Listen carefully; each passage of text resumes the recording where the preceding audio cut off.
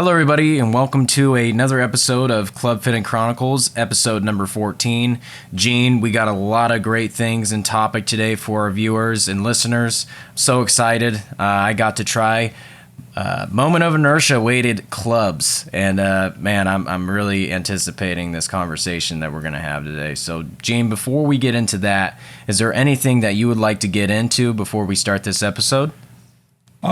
Just a couple of things. Number one, if you live in Southern California and you have not played at Rustic Canyon up in Moore Park, I went there. It's my favorite course in the world, and I played there and had the time of my life, and I three-putted 6 times, and I never three-putt.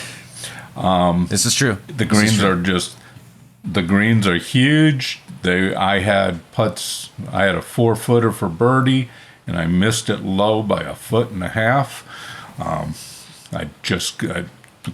I kept trying. You know, I would hit the second putt and make it, but I look at it and go, how can it break that much?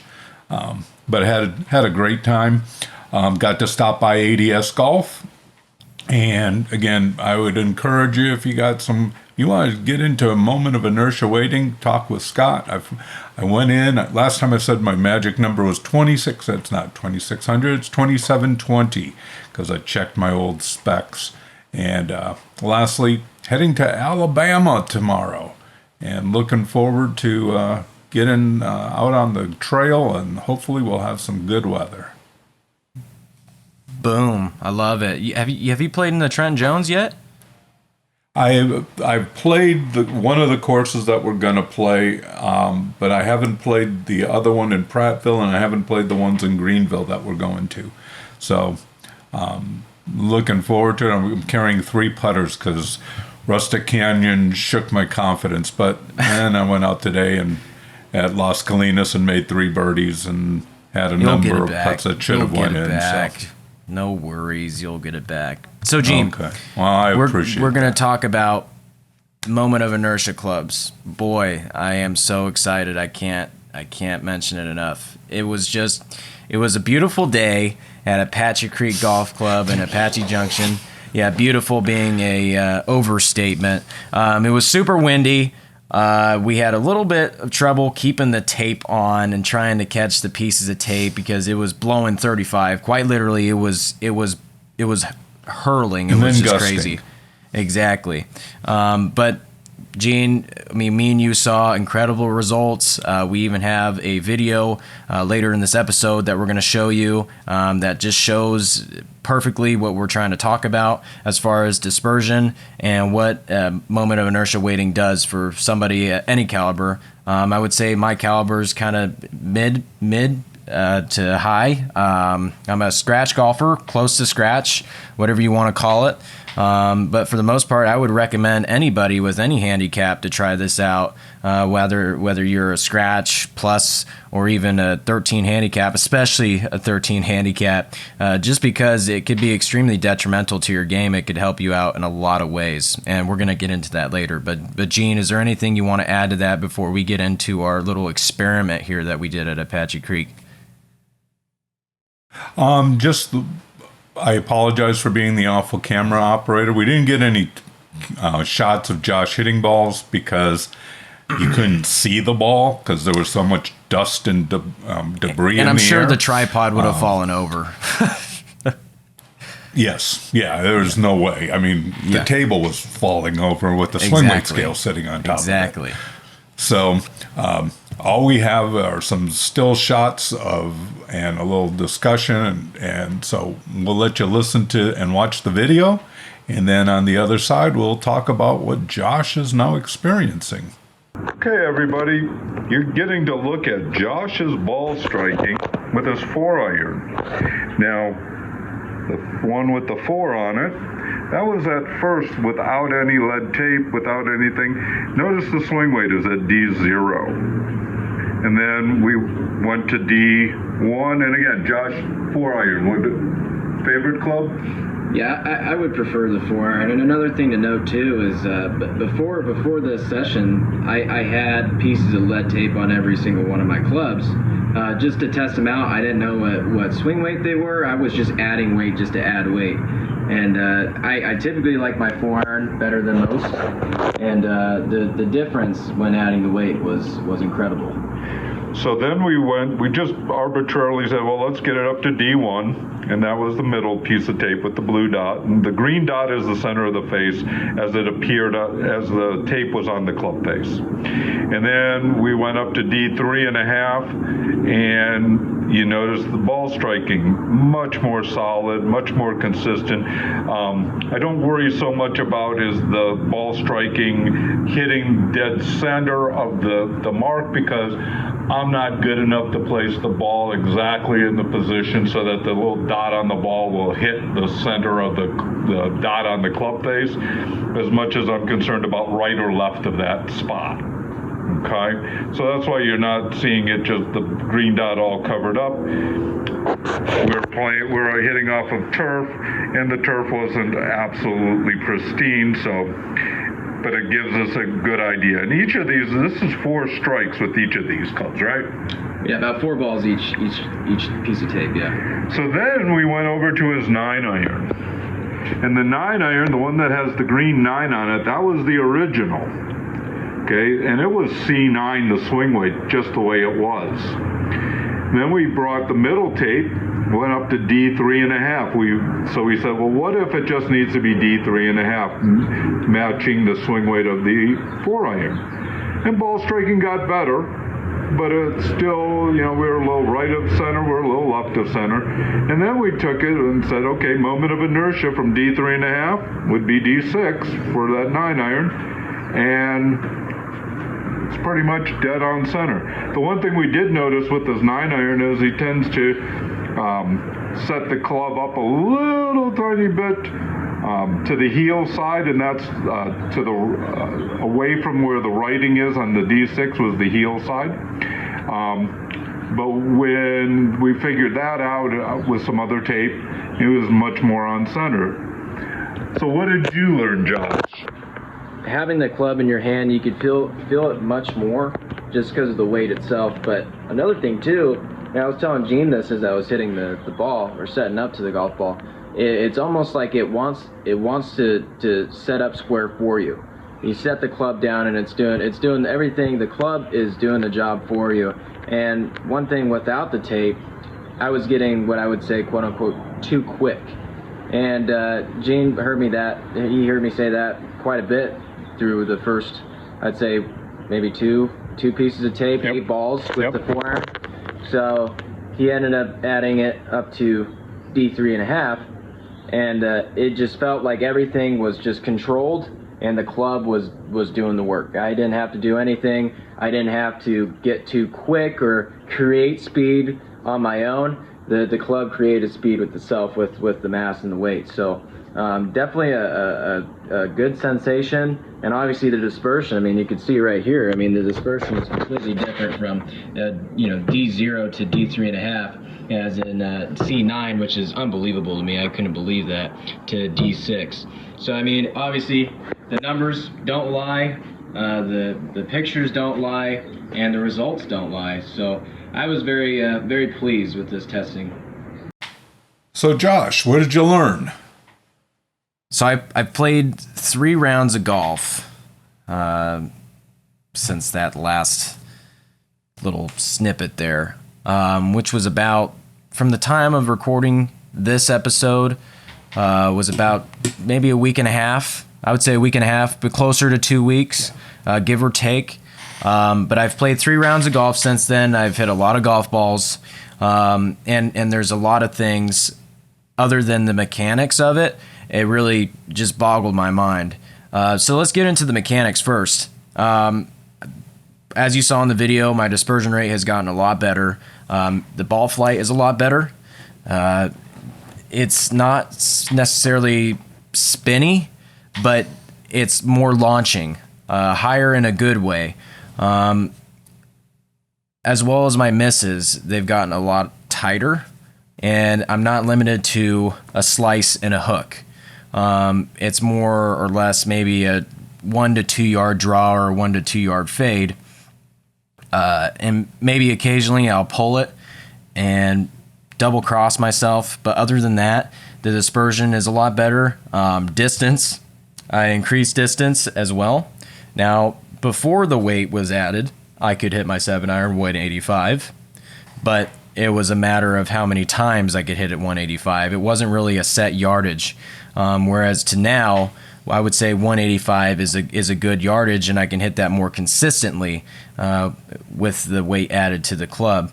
And with that being said, confidence in my mental game was also improved, which I found interesting. I would stand over the ball the first few times I was hitting the ball, and I was kind of nervous because I didn't know where the ball was going to go. I was like, oh, this is a lot heavier than I remember, or, this club is way heavier than I remember. So there was a few moments where I caught myself kind of doubting where this ball is going to go and how it's going to react. But after playing 18 holes, the next time I played, I was even more confident. And then the third time playing, I was good to go. And I think that's really detrimental for golfers such as myself who kind of want to play at that higher level and play competitive tournaments. Confidence is key. The mental part of the game expands much more wider than anybody can believe. So for that, little weight added to a club to help out with that is interesting to me. And with that being said, let's go back to the mechanic side of it. When I was playing golf regularly, and I'm sure a lot of people can relate with this, but I would have days where my driver would be on and my irons would be off, which would be most of the time. But there will also be days where my driver is way off and my irons are on. And like I said, a lot of people can relate to that, and I found it interesting when I would hit a lot more fairways and greens together in a hole rather than hitting a fairway, missing a green, hitting a fairway kind of thing. And it was weird to see. It was good to see. And with results like that, just coming from adding weight to the club, I'm sure a lot of people can draw some other things from it, but that's just what I experienced in 3 rounds of golf. So now, do you notice the fact that I'm just swinging the same club? It doesn't matter the number. Oh yeah, 100%. Going through your bag when we were putting the lead tape, finishing off the job out of the wind. It was amazing how many different swing weights you had in your bag. Oh, 100%. I mean, like in the video, a lot of them were super head light. And you had mentioned that with the shaft weight and all that stuff, that with whatever the technology they have in it, the speed technology, the shafts were getting heavier and heavier and heavier. Yeah, the ascending weight technology. Exactly. So that kind of made me think about it even more, going back in the past, these issues I was having that started making more sense to me. Oh, why am I hitting the snap hook? And I even said it because we started with the 4-iron.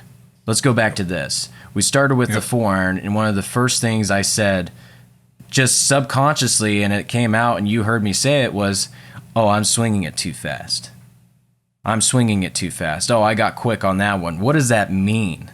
Well, I'll tell you what it means. It means that the weight of the club was too light, and I was sweeping at it, and it was hooking. And I was throwing my hands at it and doing all this other stuff where I had mentioned in the video where when we added the weight, it just felt like the club did all the work for me. And when people would tell me that before, I would get confused because it's like, well, I don't know how that feels. I have no idea what letting the club do the work for me means. I'm always trying to do the work. I was always trying to make it work, and most of the people listening are nodding their head in agreement because that's what the major manufacturers kind of make. You stop and think. If you went in to buy a pair of pants, they don't just sell 38s. There's all kinds of different sizes. There's all kinds of different lengths. Why? Because people are different. Exactly. How do you buy golf clubs? Oh, they're all 38s. Everything is the same. It doesn't, there's very little difference from one company to another company. And the idea that you are going to be that person that they were aiming at, Yeah. You're not a robot. No. Exactly. You're not a robot, and especially a 65-year-old man. And no offense to our viewers who are 65 and older, but you're not going to swing. Or a 65-year-old's listening right now.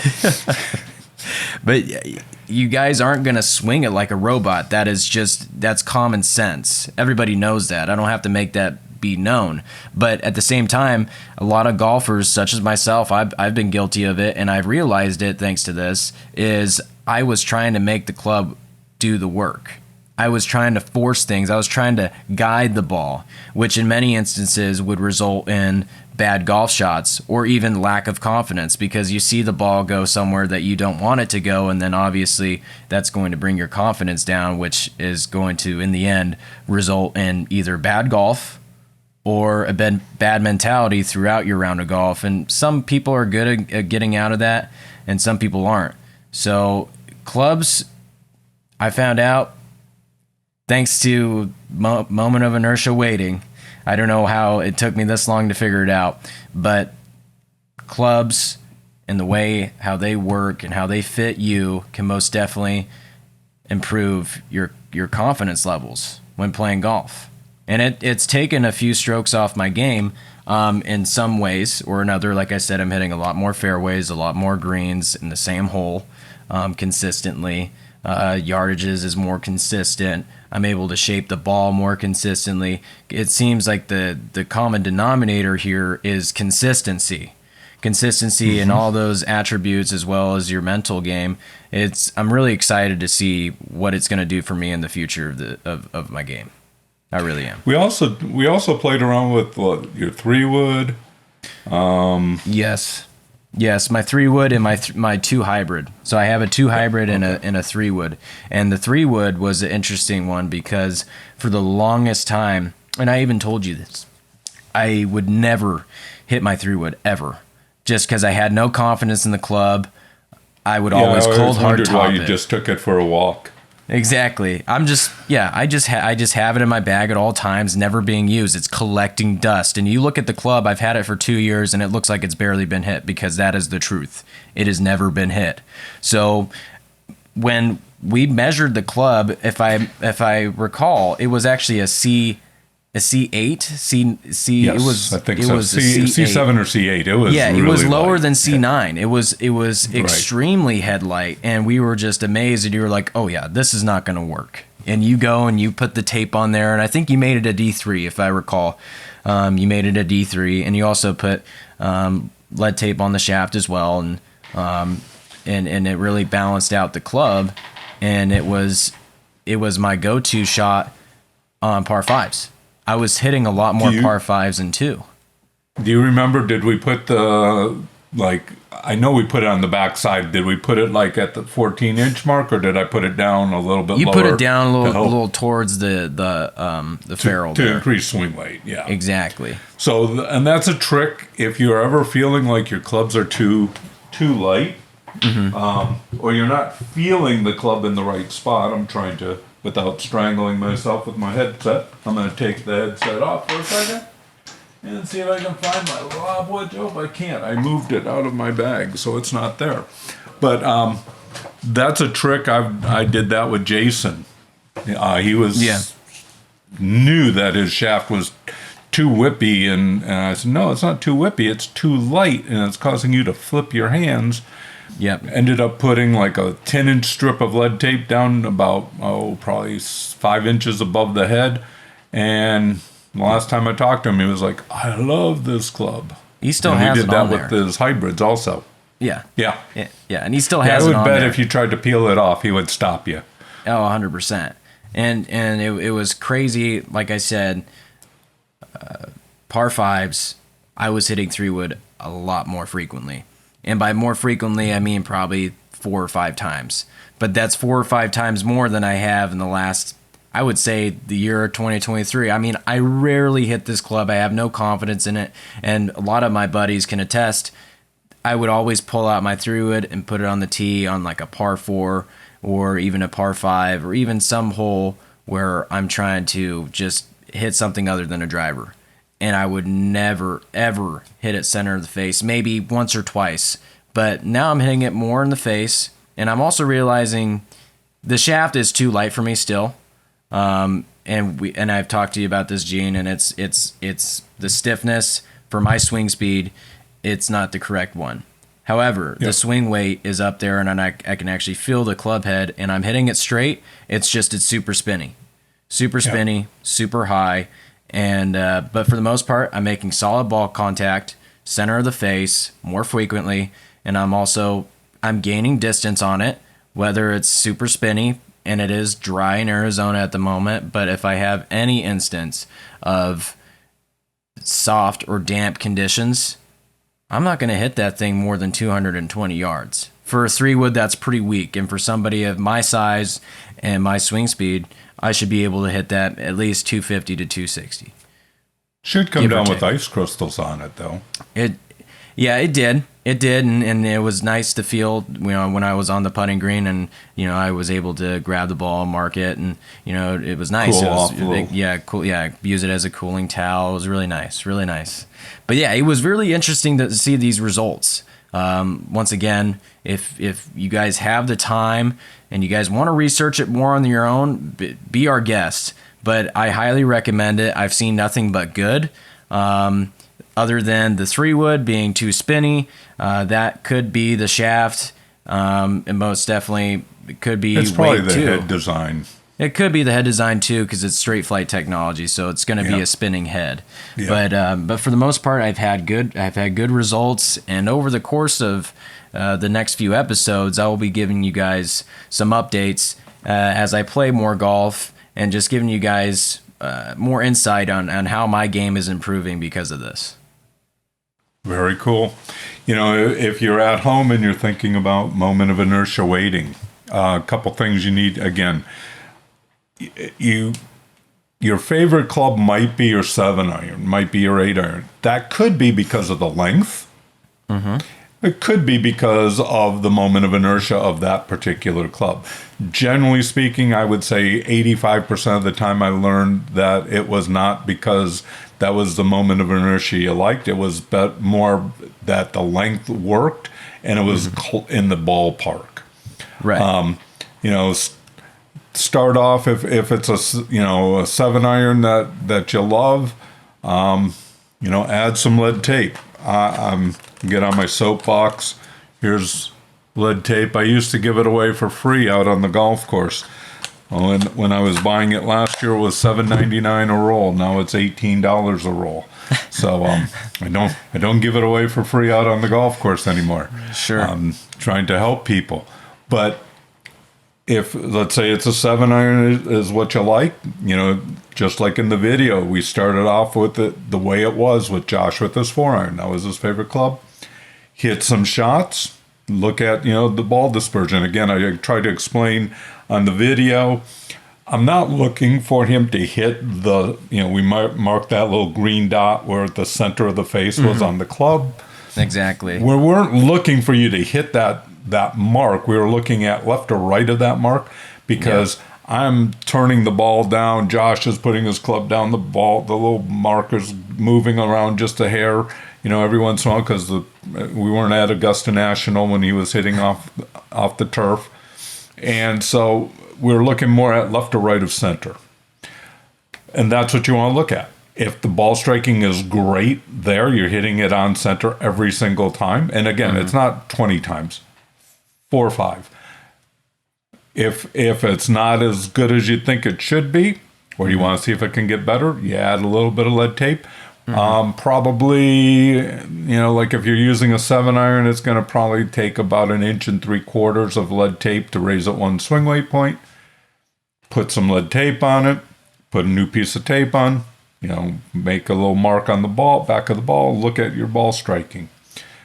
And you're looking always for immediate change, and that's what we were seeing with Josh.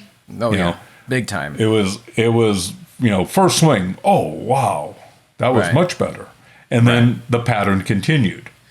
On the 37th try, it was perfect. Yeah. You just got used to it. So you make sure you're looking at, I am looking for immediate change. If it feels too light still, if you think, well, it could be a little tiny bit more, put a little bit more on. Again, I'm 65 years old. I went through my bag. I had Moment of Inertia weighted my clubs 5 years ago. And I've only probably played 500 rounds of golf with them, maybe 600. Yeah, that's kind of weak, Gene. I'm not going to lie. Yeah. Yeah, step up those numbers, dude. Yeah, I'm working at it, but they keep raising the price. And they don't offer memberships anymore, so I'm stuck. Yep.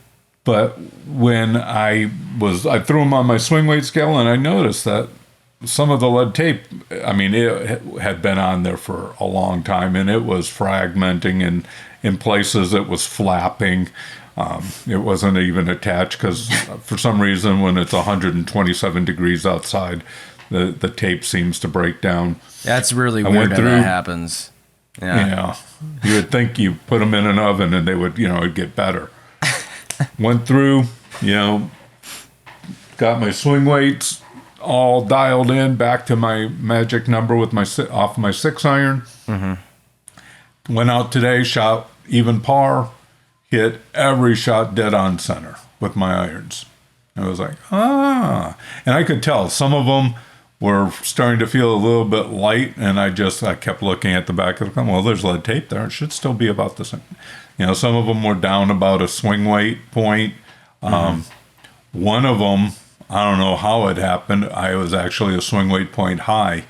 I don't know if something fell off at one time because I had a couple different kinds of lead tape on the back of one of the clubs, and I think I had used some lead tape just to hold the other lead tape on, and with the idea that I would take care of that, and never thought of it for whatever reason. That makes sense. Does it work for everybody? No. Mm-hmm. But it may work for you. It's almost like you're staying in your comfort zone. Like you said, the comfort club. You have that comfort club, like my 4-iron. It's almost like you're staying in that comfort zone for every single club. And that was one of the things I had to get used to. And I mentioned before, it was getting used to the weights. And I was playing golf, and for the first 5 or 6 holes, I'm like, wow, this is really different because these are heavier than what they usually are. I mean, some of them were 6 swing weight points higher. Oh, it's crazy. It's crazy. And I couldn't fathom the idea of it at first. I was like, how is this going to attribute to this? How is A plus B going to equal C kind of thing? And I was very skeptical of it, but I was also open to it. And that's obviously why we did it. It was an experiment, and an experiment for me, the results it was going to have, but to have those results and to have that documented really should show our viewers just what it can do for you. And like you said, it doesn't help everybody, but it doesn't hurt for you to try and give it a shot, because golfers overcome and adapt to change, and a little change in weight, like you said, you'll get used to it like nothing. Yep. And I like the way you describe it, and the way I would describe it to people is you bring the club up to the top of your swing, and then there's this little pin, and you just pull the pin, and the club goes whoosh through the hitting area. You don't feel like you're having to hit it. You're just holding on for the ride. Exactly. And if I can bring the club back into the right position, I know that it's going to come through the ball. Exactly. And that's true for most golfers, even if it's just swing weighting. But again, most of the clubs out there, the swing weights, like you were finding, C9. That's ridiculous. I don't know that I could hit the ball at C9, C8. It's just not enough head to feel. I was playing around with my 5 hybrid, and some lead tape had fallen off of that, and I went back to originally when I made it, because the shaft is much lighter than the other shafts in my bag with my hybrids and my fairway woods. So I went up to D5.5 with it, and I hit. I was playing out at Las Colinas today, and I had 170 in, pins deep on number 4. And it's dead into the wind, and the wind's gusting at about 15. Per usual. And I hit the highest most little 2-foot draw and came, landed about 10 feet short of the pin, and it stuck because I hit it. I was able to get it up in the air high enough. Right. Instead of it running off the back like normal. Right. So when talking about feel and head feel, and I'm going to bring this up because we kind of went into a little bit about putters towards the end of our little experiment we had that day and counterbalancing. Now I'm going to talk to the viewers. I changed the grip recently on my putter. I had a ping Anser. It wasn't the mid-size pistol grip, but it was bigger than the regular pistol grip. And I changed the grip recently to the regular the Ping Man pistol grip, slimmer. For some of you, maybe this will ring a bell to you, but it's the Ping grip that Tiger Woods used on a Scotty Cameron for a long time. That's the same exact grip that I put on my Ping putter. I love the feel of it. Grips for the most part are a preference thing. At the end of the day, do you like the feel? Good. Do you like the way it looks? Good. And that was one of those things. But you also, Gene, you mentioned it to me. It actually does a lot more than people think.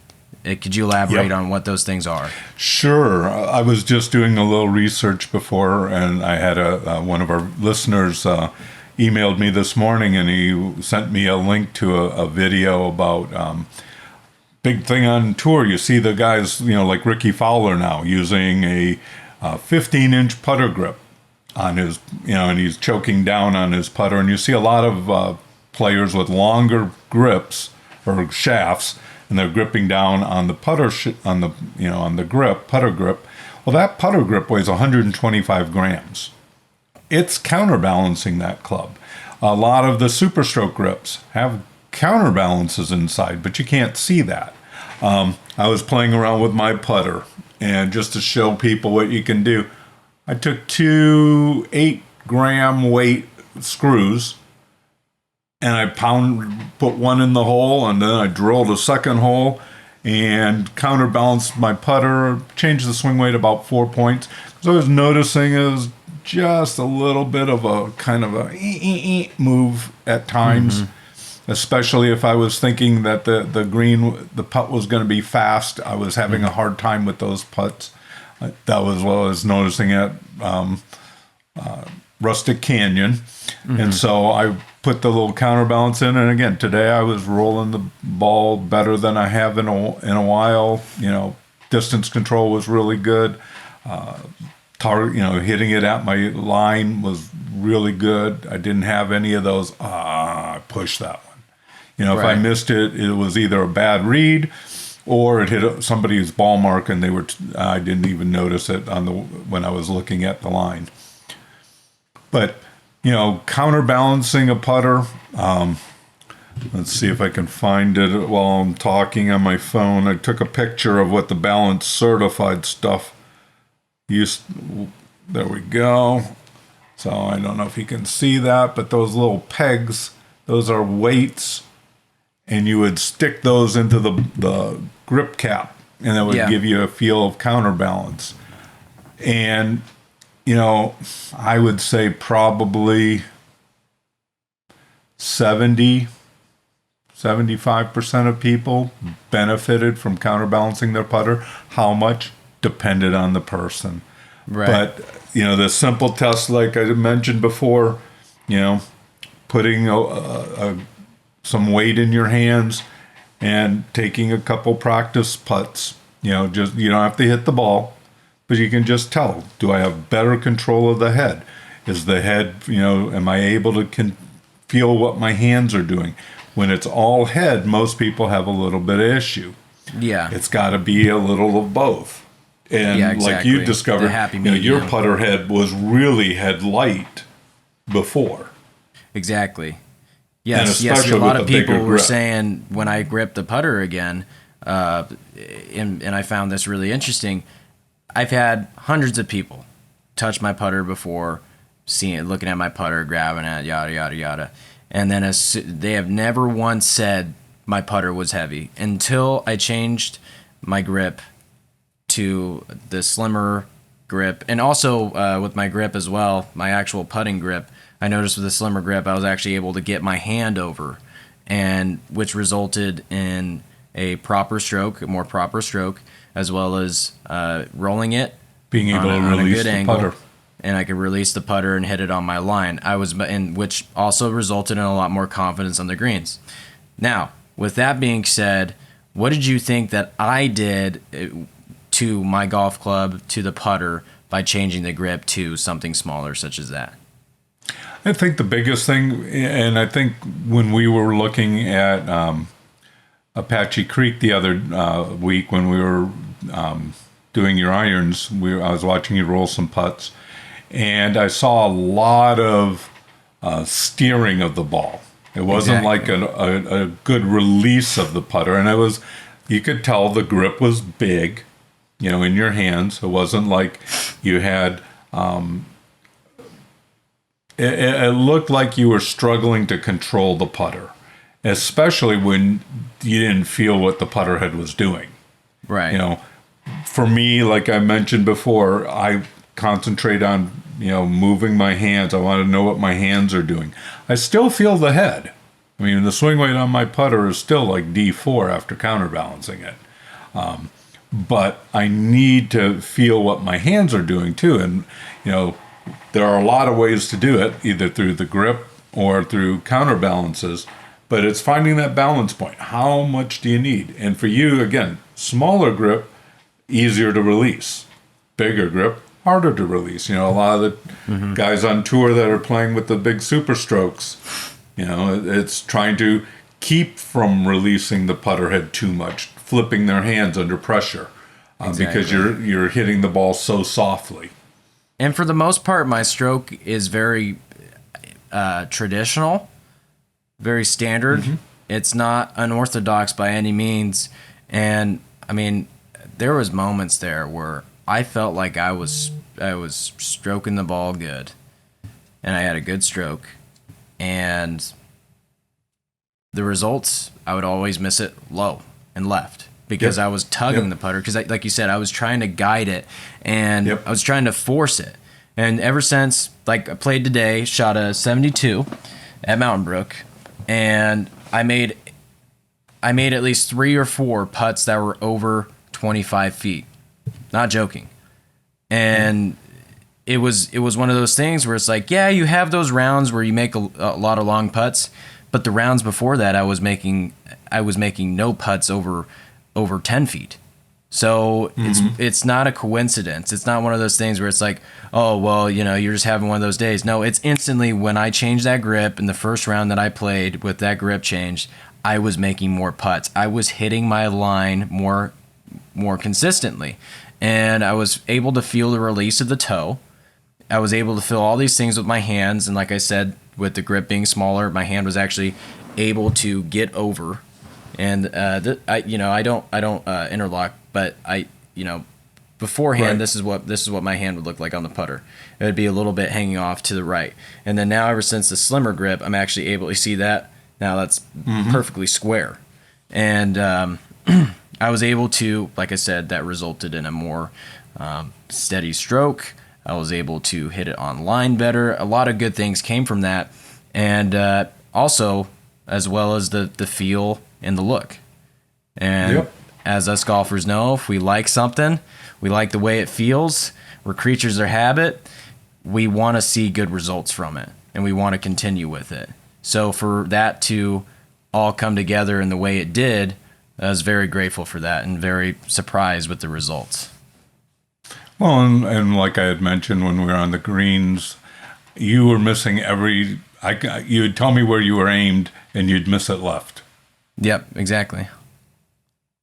And you could see, I could see your, every once in a while, your shoulders would even turn just slightly. It wasn't like you're taking a full swing type of shoulder turn, but you could just see you pulling across it, trying to guide the putter, especially if it was a left to right breaking putt.